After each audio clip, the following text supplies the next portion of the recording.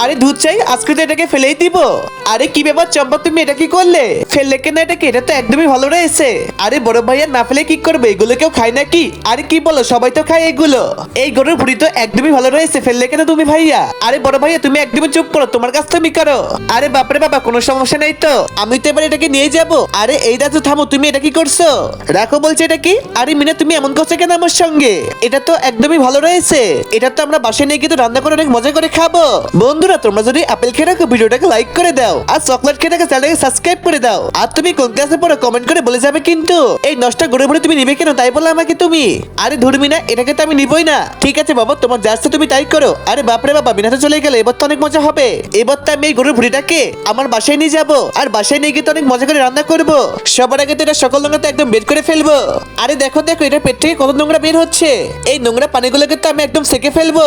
আরে এই তো আমার কাজ তো অনেকটাই কমপ্লিট হয়ে গিয়েছে। বন্ধুরা এরপরে কি হলো দেখতে হলে নেক্সট পার্ট কমেন্ট করবে কিন্তু।